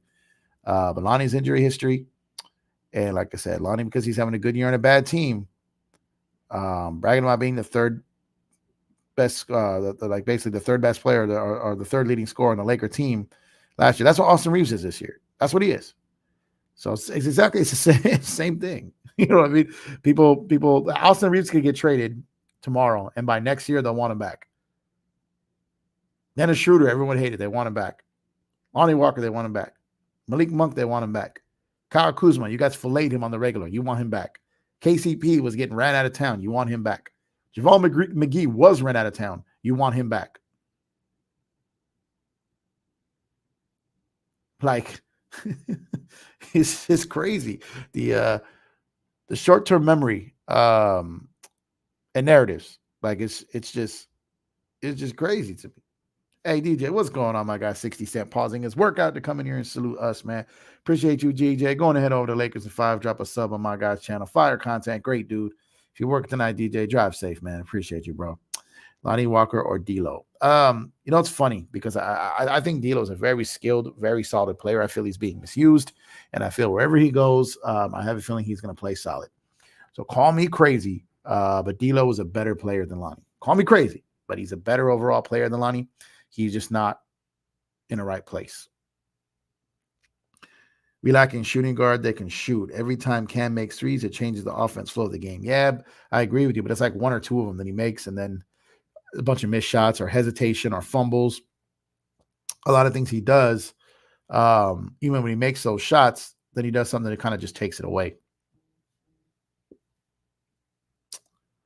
One guy forgetting is Malik Monk. He was a bucket for the Lakers. Okay, I touched on that. I did touch on that. Would you rather have LaVine or Murray? I'd probably rather have LaVine. Like if we could get LaVine for Murray money, whew, give me that 10 times out of 10. But that's not the reality. That's not where we are right now. So if I could get LaVine for Murray money, then that makes sense. But that's not a reality. Again, in a vacuum. I think Zach LaVine is a better player, obviously. I think Zach LaVine would instantly be the third best player on his team. Absolutely. But that money for the third guy is just really tough for me to process, man. It really is. I think we have a better chance of bringing back Samaki Walker versus Lonnie Walker. Can we get Miles Bridges? No. Nicholas said, long term, wouldn't Murray's contract be a bargain and more importantly, tradable for assets? Absolutely, Nicholas. Yes. With cap space increasing yearly and the new TV deal. So double yes. Bulls fans classless. Facts. Adam says, Dan, you're almost talking me into it. The DeJounte Murray regressed on defense or so just because he's with the Hawks. His playmaking and athleticism would be good fits. Yeah, he is. Well, no, what I'm saying is, see, it's just like AD. AD is a phenomenal defender. But because he's had to step up his level of play on defense, sometimes his offense struggles. So people will say, like, well, AD is not the same offensive player. Where's 2020 AD? But when you have to hold down the defense, you're going to struggle with your offensive energy. So whereas Murray is looking to try to carry a little bit more offensive load, he's going to sacrifice a little energy on defense. That's just ebb and flows of the game. It's no shade to Murray. It's just, but on this team, like I said, when Christian Wood got here and Cam and all these guys, like when you have Braun and AD, then maybe he can shift his focus a little bit back to defense, and maybe it could help. And he probably could be a better defender for the Lakers than he is on Atlanta currently. It just depends. See, your fit, your situation, your roster goes a long way in defining a two-way player in his consistency in being a two-way player. If you got a guy who's counted on to be a top two scorer on a team, his defense is going to suffer. If you got a guy who's taking a lesser role offensively and now he's the third or fourth option on the team, then his defense now will then rise. That's how it works. I'm concerned about the fact that the Hawks got worse when Murray got there. Well, the Hawks got worse when Murray got there. They went through like multiple coaching changes, it just has a Trey Young. They're trying to put pieces in there that work with him. John Collins situation, they had to get him out of there. There's been multiple roster shakeups, coaching changes, all kinds of things that have happened in there. It's unfair to truly just blame Murray on that. If the Bulls trade Zach, is it possible for the Lakers to get Caruso? It is absolutely possible for the Lakers to get Caruso. That would be my number one target, really, and it's absolutely possible. I wonder if Murray's defense was a product of the Spurs system. There's that, like I just said. I just touched on that. The system you're in, the roster you're in, and the team's philosophy you're in. People look at individual defense. It's why it's really hard for me to really look at a defensive rating as an individual and judge the player, because the team situation is so crucial to that number. Caruso and LaVine would be a stellar pickup. Caruso, they'd be stellar pickup talent-wise, but again, the LaVine money still scares me. I think the Lakers can get a lottery protected first for D'Lo, 2 seconds for Woods, 2 seconds for Prince. Those three players are on one-year deals, so the Lakers should trade them to get picks. D'Lo's probably out of there. I don't see Wood or Prince going anywhere because they're going to trade D'Lo to try to get people to help this team this year, and they're going to need guys like Wood and Prince to play on that team. And again, the Lakers are not going to sit here and do a fire sale and try to sell that to their fans. Are the Lakers hard cap? Yes, they are, at a roughly around 172 million. I'm happy go lucky. Okay, talking happy go lucky.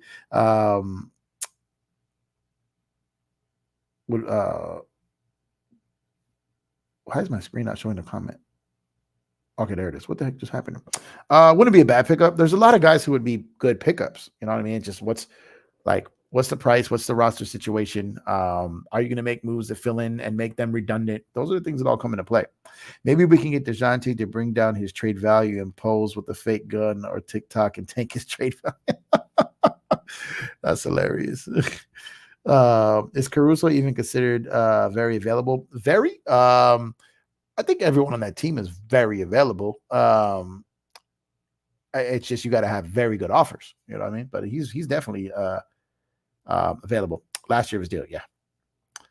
Hey, Dan Brady, salute to you. Thank you for pulling up. Appreciate you. Thank you for your continued support, man. Hawks were hesitant to trade for Siak.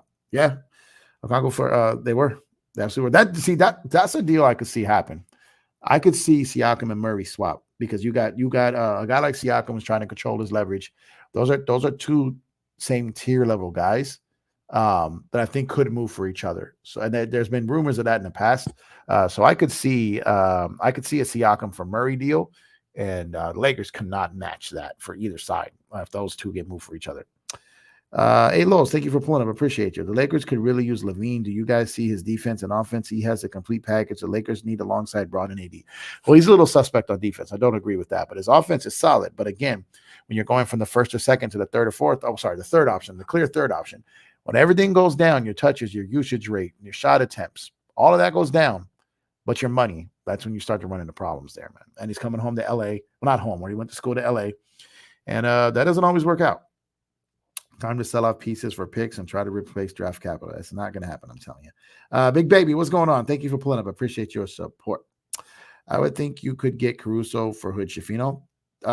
You're not wrong there. That might be something that the Bulls are going to probably want a young player and some draft capital. Maybe not a first, but maybe you can get a couple seconds or a pick swap and JHS. But I'm telling you right now, the Lakers are still high on JHS.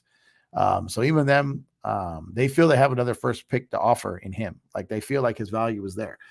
I think they wanted to put him in the G League to kind of reassure people a little bit that he can play, along with the 90-day rule to make some movement there. But the Lakers, I'm telling you, they're still very high on him.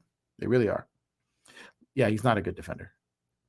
Lakers got nothing to offer for LaVine. Not if other teams bid. No, they don't. But if teams aren't bidding because of the contract, then the Lakers would be in play. Caruso would be perfect based on his contract, defensive prowess, three-point shooting, but I doubt we can compete with other title contenders, draft compensation, Thunder, Kings, Pels, etc. But are they going to offer? Are they going to offer it? The Thunder, I think they're going to go heavy after marketing. That's probably where their draft capital is going to go. I think they get him. Kings, maybe. But I'm not entirely sure they pull the trigger on that. Pels is interesting. Like I said, Caruso, I think Caruso's best markets are where teams aren't going to offer it up. Like Milwaukee doesn't have the picks. Miami is going to make the move on it. The Celtics, I think they need to get a little bit more bigs. They need depth, and I think they need to get a couple more bigs in there. So when you talk about the teams that probably would want to spend on him, they don't have the assets to do it. I think that helps the Lakers there. But these teams that you mentioned, I could see. But I think Thunder are going after marketing. Pels and Kings, those are interesting. I just don't know if that's going to happen. I think the Lakers would be right there as far as anyone when it comes to Caruso. Now, when it comes to Murray, Siakam, and those guys like that, maybe to a point LaVine, I'm not sure the Lakers have the asset to get into a bidding war, whereas with Caruso, they do. LaVine is on a terrible contract, is injury prone, and doesn't play D. That's a fact. D'Lo looks not used properly. Vando still looks hurt and not used properly. Cam can't be a starter, would not use correctly, etc. Even if we want to trade, we still have liability as a head coach. I agree with you, Miguel, that is something to worry about. But the same head coach turned the team around last year after a trade. So there is proof and there is a precedent to seeing this happen in the past. So we can't just sit back and act like it hasn't happened when he struggled the first half of last year too with a roster that wasn't working. Now this year you have a roster that isn't working and piled with injuries. So maybe if they do make a trade, we can repeat some of last year's success all over again. I mean, it's possible. While being injured, let that sink in. Yep, true. You're right. Damn, I wanted it. I want someone that can score, but playing defense is important. We don't need like a certified two-way guy. We don't need a guy that can get 20 and be a lockdown guy. That's a max player, right? We don't need that. Give me 1 second, please.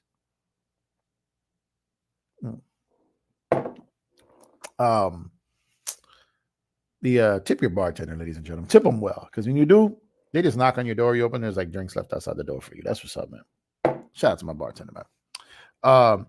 But that's what I'm saying. You don't need a top tier defensive guy and the top tier like offensive guy in one, because like I said, that's too expensive. You're not going to get that. You have Braun, you have AD. You're not going to have a guy. You don't need a 40 million guy next to him. Like you need a guy who's serviceable in those two fields. A guy who's capable of getting 25, but averages about 15 to 18, and a guy who's capable of playing great defense. but he's not like going to get all defensive first, second team, right? That's the type of angle what you're looking for. Those guys are out there, but again, they're not cheap. But you don't need a $40 million guy there. Bulls don't want the Lakers trash for LaVine unless you turn trade over right now. Well, I wouldn't go that far. I think the Bulls have, and it's been put out there multiple times. They have interest in Austin Reeves. They would have interest in JHS, and they would definitely have interest in their draft pick. So I definitely disagree with that because I think they would be interested in all those three. If the Lakers don't trade for LaVine, we're going to be a trash team. Okay, yeah, rhymes, huh? AD Braun needs some help. LaVine gives us good defender and score that can ball handle starting. Yes, LaVine is a good defender. He's way better than Prince and Cam. He's better offensively than Cam and Prince, but he is not a better defender than Prince and Cam. I don't believe that at all. Fire Diamond. Here goes Brandon. Venom might as well take the season off. Lost season. Yeah, I agree with you there. Injuries just have not allowed him to be. He's a shell of himself right now. Facts. I think we're going to make a trade that nobody's expecting. That's how it always ends up being bet.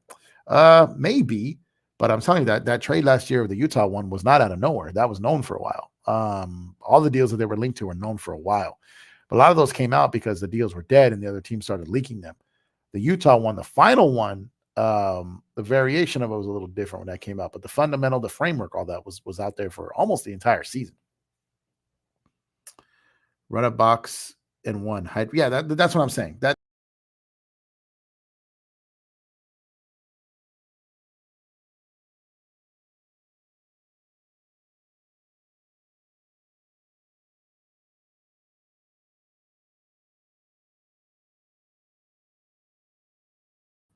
I just boot myself out of my own stream. I'm sorry about that, guys. Told you about this shaky internet at a hotel.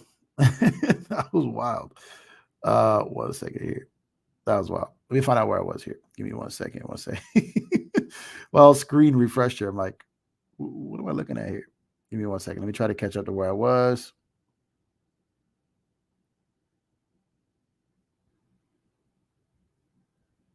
Oh man, I don't know if it's gonna let me know. I'm sorry about that, guys. I think I missed out on some chats here because my internet bugged out, took me out of the studio, I had to come back in. So I'm gonna miss some of them here because it's not giving me the whole feed here. So I apologize for that. Okay, so that one I did touch on. Actually, no, here they come. They're coming back in now.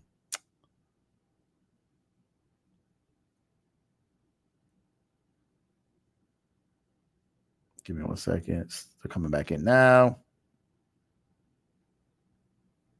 There we go. African Gamer, what's up, my guy? Thank you for pulling up. I appreciate you. Murray, not the answer. I'm not sold on that either. I'm not sure he's going to fit with Braun. Jeannie calling up Ham and saying she has his back makes me want to puke. I get you, but the Lakers are not in the habit of paying guys 2.5 years to not coach the team when they're paying them to coach it. We'll see what happens this offseason, but this regime doesn't seem to fire coaches during the season. You Darwin and I've been telling you guys all year they're not firing him. I'd be shocked even if they go on a losing streak. Like I just don't. There's nothing out there to replace them with. So like I just don't see them doing it. If they do it, then they do it. But I've yet to see anything. And the main reason I've been saying that all season is because I'm sticking to kind of how Genie does it and how they've done it since this regime has been in place. And they do not fire. I think the last coach that was fired in season for the Lakers was Mike Brown. I think it was Mike Brown. And that was in like, I don't know, 2011, something like that, or sometime in 2012. So it's been like 12 years since that's happened. We should sign Bismack B since he got waived by the Grizzlies. Really, yeah, I said that the other night. I wanted him in the offseason. I feel he's a bully big that plays with high energy. He's tough. He's strong. High energy. He can go, he can finish at the rim. He's a bruiser. He can rebound. I'll definitely go after him, especially if we can get him on a 10-day. Lakers should have traded Monk for a second-round pick or something. They knew they couldn't bring him back. Learn from the mistake. Trade dudes on one-year deals for picks. I would say yes, because the year that they had Monk, they weren't going to make the playoffs. So I get that. But again, the Lakers don't ever like to give the impression that they're selling. And this year, they're not going to sell. They're going to buy. They're going to try to catch back up. So I get what you're saying, but that team, they, for some reason, felt that they were going to be able to still get to the playoffs. Our bench looks better than our starting unit with D'Lo, Wood, Rui on it. Yeah, but just Rui needs to play, man. We have so many needs. Point of attack, point guard, shooting guard, defender, facts. Backup center, yes. 3-point shooting with defensive capabilities. Playmaking to alleviate Brown. Yeah. This is everything that we thought we got in the offseason, we still need. Darvin B-ball IQ is low. Perilous by analysis. Far too many choices. Maybe consolidating players could simply simplify Ham's rotations. Maybe it'll help build consistently and role understanding. That's fair. Again, the Lakers, I feel messed up by not bringing in some type of really, really seasoned assistant head coach there, or some type of consultant that could come in and get this in order. They should have done that, man. Darvin Ham, a.k.a. Pockets. So many channels calling him Pockets now. Donald Sterling was the Clippers' old owner. What a piece of work he was. Yeah, facts, man. Facts. Can we sign 10-day contracts? If so, we should sign Bismack, who hopes to trade Hayes. Yes and yes. Those are eligible now. Dylan the Villain Brooks. What's going on, man? The Lakers want DeJounte Murray. I don't know why, but if the Lakers wanted DeJounte so bad, so it should be Murray and Capella. Yeah, it's just a lot of money. Damn. Capella would forget how to rebound and block shots like every other Lakers center these past 3 years since 2020. You might be onto something there, man. Capella making $20 million. Hard to imagine him starting in the playoffs due to lack of spacing. This doesn't make sense. Would rather target higher level 3D two-way player. Yeah, it's a lot of money for Capella, man.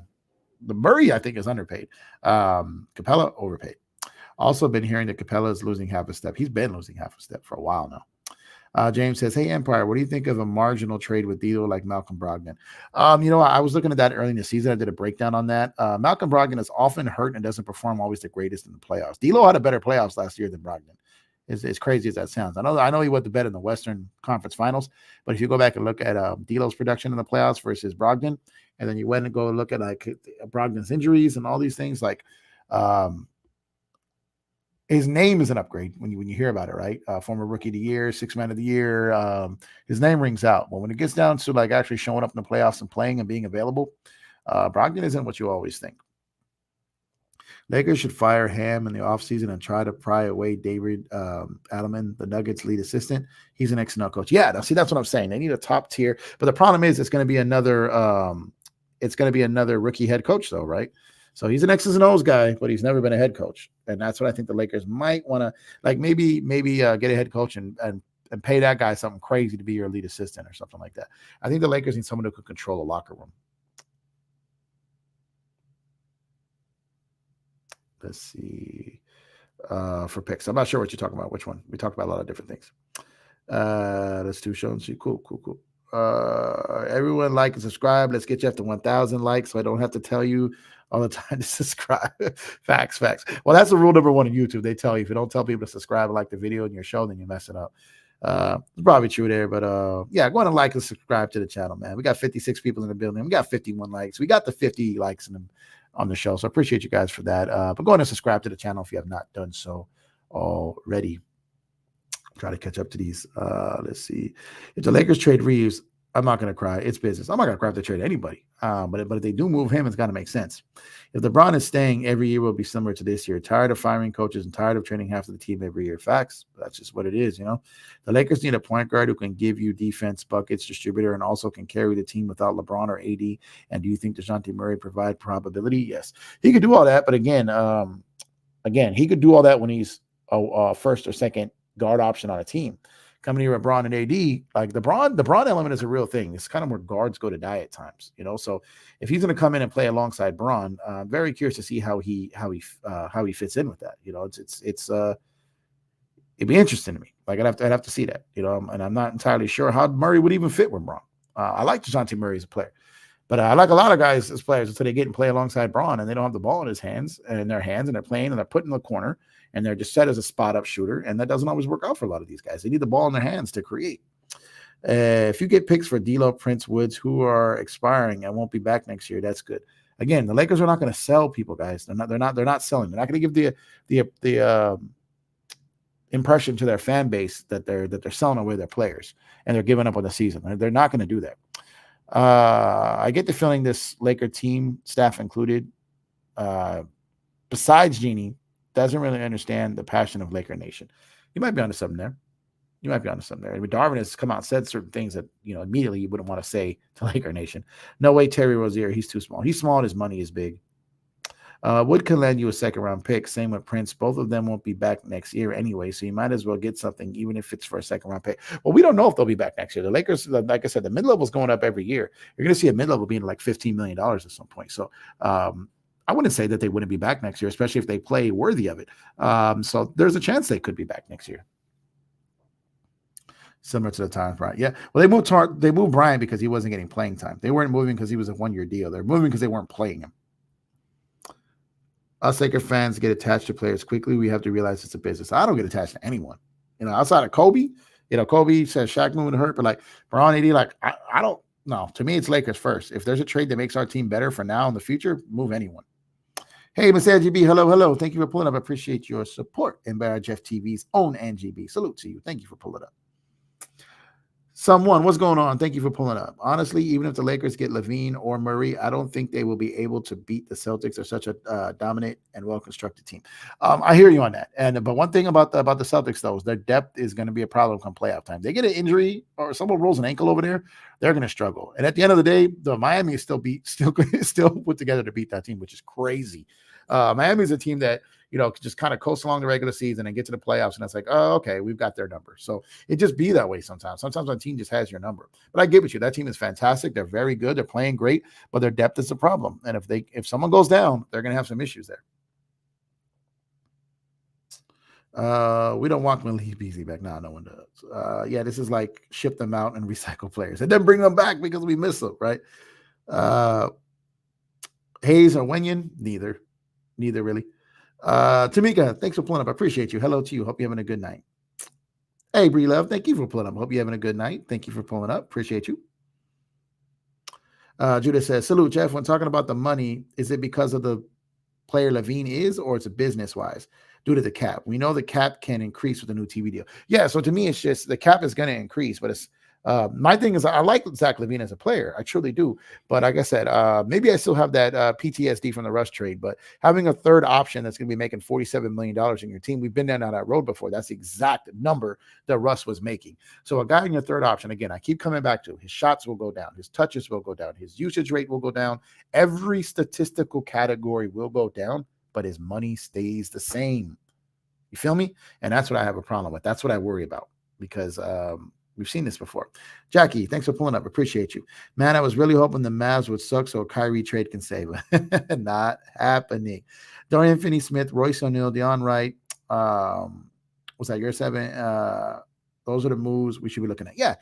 Trying to swap out our failed depth for depth. We're going to have to take some things out and try again, right? There's something going on there that we got to get out of there. The pieces aren't fitting. It's not necessarily the construction of the ideal or the format of the player or the style of the player or like the type of player. It's that the personalities and the fit on the court aren't working. So getting a similar style player for the player that you have might not be a bad idea because you still need wing defenders. You still need 3-and-D guys. Like I said, up until last night when they got blitzed by the Suns, they were 5-0 against the Clippers and Suns because of the wing depth. They're able to guard these guys now. Last night was just a massacre, but outside of that, they've been pretty solid. Andrew, what's up? Thanks for pulling up. LaVine plays defense. Really? You think LaVine's a defender? LaVine definitely is a better defender than Prince. Why does everyone hate on Taurean Prince so much? This is crazy. Taurean Prince has been solid for us this year. I understand he disappears sometimes on offense, but him out there playing those wings, man, it's been a huge, huge deal for us this year. Yeah, I don't think LaVine is a good defender, man. That kid Jay, any new Dodger news? There's nothing really new right now. They're trying multiple different things. Multiple different things. They're just waiting for something to fall into place. Multiple trades being discussed, and there's some free agency signings that would line up if a particular trade goes through. But they've got some meddling with some of their division rivals that are making that a little bit tough right now. But just keep an eye because there's still potential of something still big to happen, which is crazy considering everything they already have done. But they're still aiming for big things out there. LaVine better on ball defender, but terrible off ball defender. That because his athletic ability. He, like I said, he can block more shots than Austin Reeves. He can recover better because of his athleticism. But off ball, yeah, he lacks attention, and so definitely gets cooked on back screens, all kinds of different things. That's all we need. Off ball is mainly motivational in the system you're in. Yeah, but with Darvin out there, I don't know, man. With AD as the anchor, he's perfectly serviceable on defense. Yeah, well, that's what we thought about Austin Reeves initially, right? Are there any good disc golf courses in the Bay? I have no idea, man. I just got here. Like I said, I'm just up here for business, man. I'm handling that and back to the room, man. So the family's at home. I'm here solo. So, you know what I'm saying? I come up here, handle my business, head back to the hotel, man. I'm not out and about right now. Shout out Lamont, man, in the building.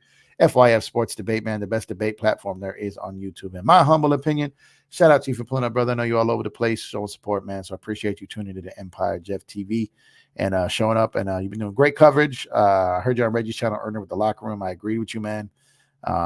Especially with the thing about Darvingham making it easier for players to target Reeves and not really doing his part to let Austin average 20 point a game and then kind of hide him on defense like many other teams do to some of their scorers. So I appreciate you supporting that narrative because it is absolutely true. And you can always tell the guys who coached the game versus guys who didn't. You can always tell. So I appreciate your contribution to this game, man. Facts. Hey, Craig, thank you for pulling up. Hope you're having a good one, man. Lakers reports on Murray are most likely false. They don't have the assets to get him. Been saying that, Lamont. Been saying that. So, once again, you and me are on the same page. I don't believe they have the assets to get that deal done. So I don't see that happening unless the market just falls apart. But I think of all the guys of LaVine and those guys, I think he has more value than them because of his age, because of his contract and his two-way ability. Even though his defense is kind of overrated, I still think he has more value than those other guys, man. D'Lo getting unnecessary slander. U.S. Major, shout out to you for pulling up. Appreciate you. Unnecessary? I don't know, man. He's kind of playing lazy out there, disinterested, looking a little pedestrian on defense. You saw the way he guarded Harden, like he was trying to hold him back from crossing the street versus playing defense. So I think he brings that on himself a little bit, but at the same time, he is not being used correctly. This I agree with. I trust Rob Jeff getting DeJounte bogey would be nice. Stanley, thanks for pulling up. Appreciate you. Bismack can't hit a free throw to save his life. Don't look up his free throw percentage. I get you, but he can rebound, he can defend, he can block shots, he can do things we need. He's not going to have the ball in his hands a lot offensively to be getting free throws anyways. Lakers need a guard who can be a leader and voice on defense, but also impact the offensive end. Sounds like Marcus Smart. Man, Lamont, get out of my head, bro. I wanted Marcus Smart forever, man. Forever. I was hopeful that maybe they'd move him when Ja got suspended and now the injury. But I just think that they want him long-term there for the culture. But they got some money problems. They got Ja on a big deal, Triple J on a big deal. They just give Bane that big deal. Marcus makes good money. They may have to move Kennard. Like they've got guys over there. Steven Adams makes money. Their books are starting to get a little cooked over there. They're not moving Ja. They're not moving Triple J. They're not moving Bane. They might move Kennard. But if they do make a move, you look at all those guys I mentioned, and Marcus would probably be the one. But having said that, I think they want him there to be the culture changer there. I think they want him to try to hold these guys and teach them how to be pros, kind of like the reverse of what Dylan Brooks did there. While Dylan Brooks is playing well in Houston, I think he kind of helped lead to a lot of that noise and that foolery that went on over there. And I think it's important for Memphis. I think they sought him out this offseason for that specific purpose. So it's going to be hard for them to move him because I think they want him for more than basketball reasons. I don't like LaVine, Jeff. That contract is massive. Yeah, that's the reason I don't like him. It's just because of that contract. I like Zach LaVine as a player, but that contract is chonky. Laker Dodger Life, thank you for pulling up. I appreciate you. Facts. Ain't real takes over fake debates. Hey, SB, what's up, SB, man? Appreciate you for pulling up, man. I know you got your own channel. Make sure to go out and subscribe to Real Takes Over Fake Debates, SB Talk Sports, man. Subscribe to FYF Sports over there with Lamont, man. Appreciate you guys, man. You guys are heavy hitters. So you over here in my humble abode, man, I appreciate y'all, man. Y'all could be anywhere in the world, but you here with me right now. I appreciate that, man. Salute to you, brothers. Hope you're having a great weekend, man.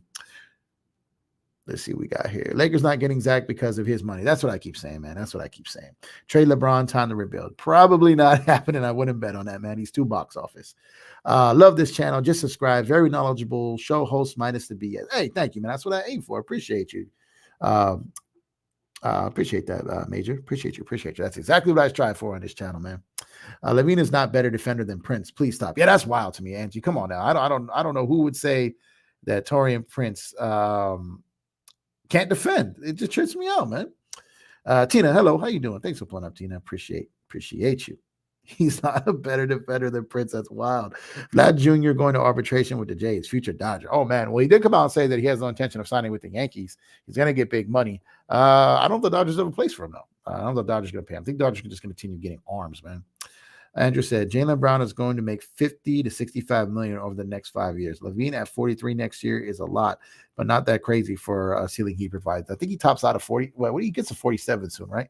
That's no, I hear what you're saying, but when you got Braun and AD making all that money on that roster, man, it's man, it is nuts. And you're in the West, and you got to kind of reload a roster like that is just tough, man. Let's look at LaVine's exact numbers because I think he tops out at 40. Let's see here. So LaVine, 48 on a player option. He's definitely not opting out of that. So it's 40 this season, 42 next season, 45 and 25, 26. Player option of almost 49 million in 26, 27.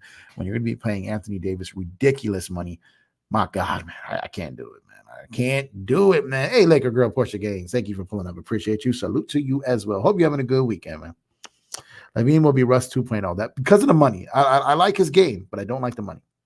LaVine is a significantly better defender than Reeves.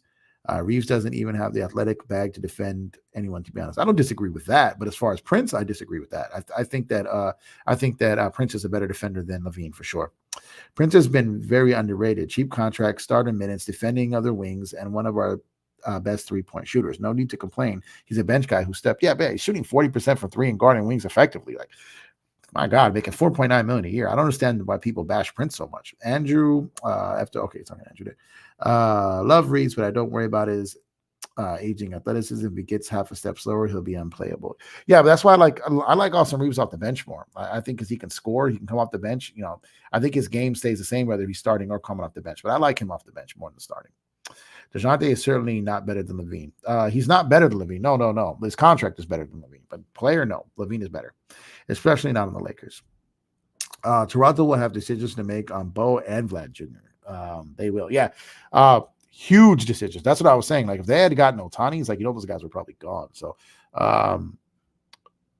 really, really tough decisions over there. And they just went out there and because they wanted that street credit of being linked to Ohtani. Now, these guys said, we're willing to pay. You have money all of a sudden. Now all of a sudden you don't got money. And that's where you fumble right there. When you want to get the headlines in the press for being in the running for someone like Ohtani, then the guys who you have to actually pay are waiting for their pay too. And now you don't want to give it to them. So it's like, that's where things get crazy.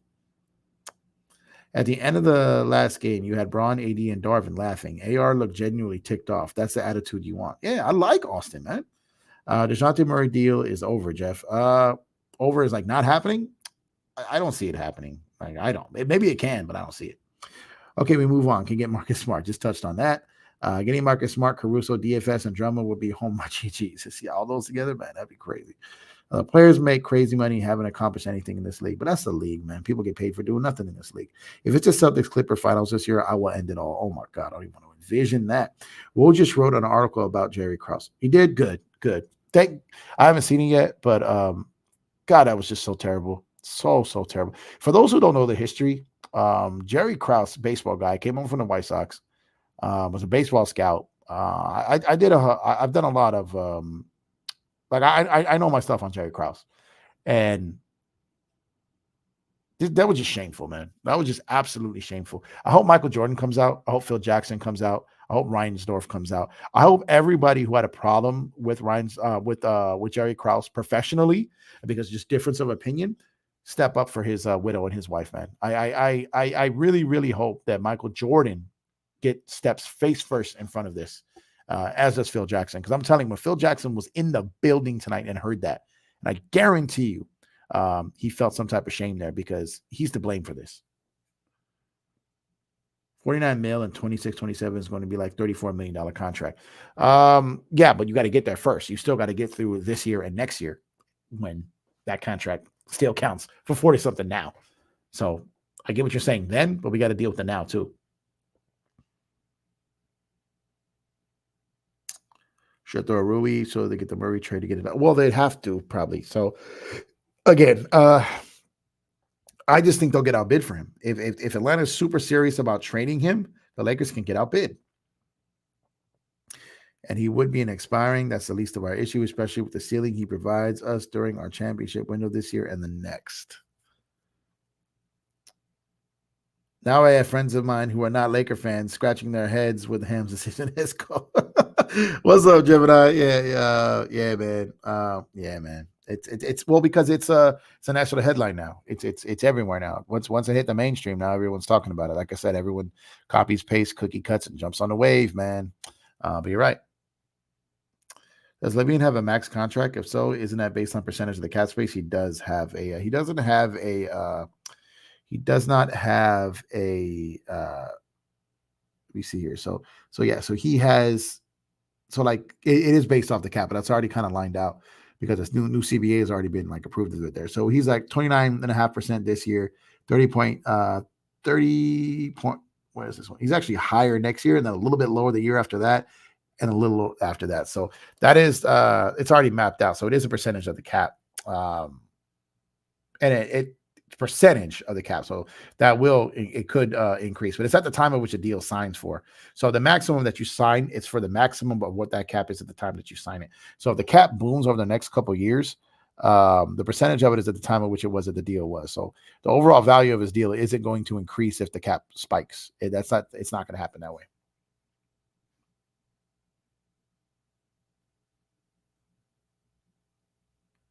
Yeah, it's big money, man.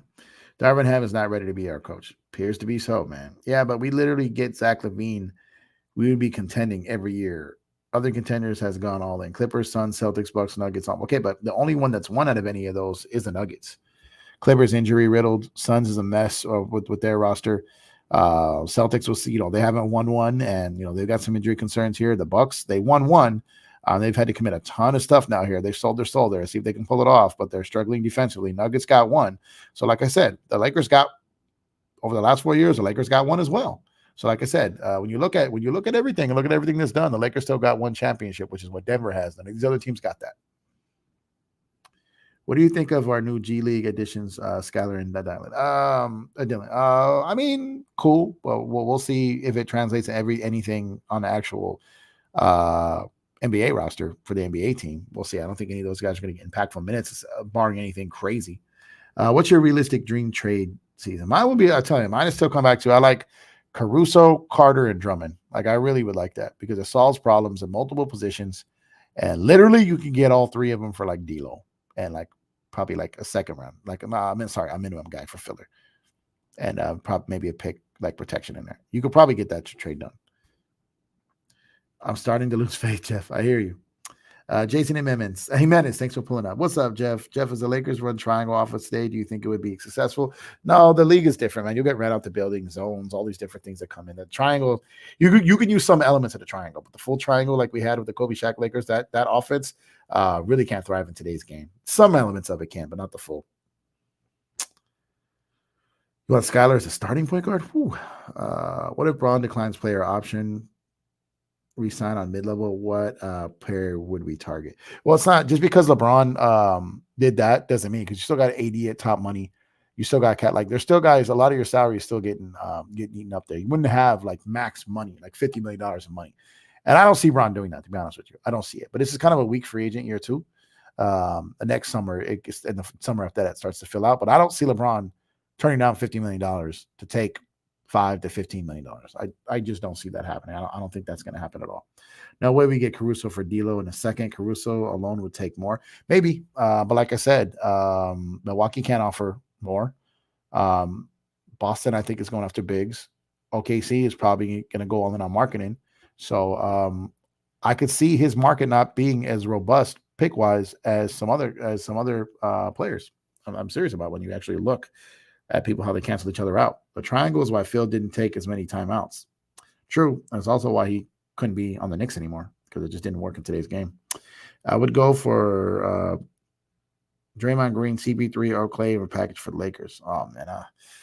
That's a dangerous one. I might stay away from all those guys on the Warriors right now. Just might. Those guys might be cooked. LeBron is for sure re-signing next year because of Bronny. I think he'll do another year at USC. Well, he can't even Bronny can't even come out this summer. So Bronny has it's not this summer where he could come out. It's the year after this one. So he's not even gonna.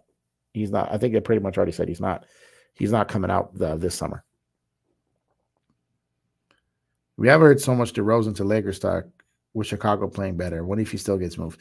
Yeah, and I think keep an eye on the Knicks for DeRozan. I think that makes a lot of sense over there. Oof, I would stay away from the Golden State Warrior. Yeah, that's what I'm saying. I'd stay away from those guys. Definitely would stay away from Golden State Warrior players. That team might be those guys. Obviously, their better days are behind them, but I just don't know what they have left in general. But appreciate all you guys, man. 61 people in the building, 51 likes. If you have not done so already, please drop a like on the video. Subscribe to the channel. Next goal, like I said, is the main goal of the channel when we first started was to get to 1,000 subs. We're currently at 911 right now. So we greatly, greatly appreciate it. If you're new to the channel, please drop a sub on the video. Turn on notifications to get notified when we go live days such as tonight. Rui for my chair on threaten them to accept it. Yeah, that's not going to happen, man. But yeah, listen, guys, I appreciate you guys. Like I said, I'm out of town, so do appreciate you guys dealing with some lesser quality audio. Do got to head out now. I got to get up tomorrow early, so I'm gonna go just cut it off for the night here. Appreciate you guys spending an hour and 45 minutes here with me. Sixers could easily outbid for Caruso. I think only way I see getting Caruso and Drummond is a bundle with LaVine and maybe DeRozan. Perhaps I just don't know. I don't think that Philly's going after Caruso though. I haven't even heard them been linked to them. Doesn't seem like a guy that they're chasing after, at least as of right now. Thanks as always, Jeff. Enjoy the rest of your time in the Bay. Appreciate you. Good night. Okay, appreciate you guys. I did not bring the air horn with me, man. My studio's at home, but so I appreciate you. I got this headset, and again, I'm sorry for the sound quality. I don't know how I sound on your guys' end.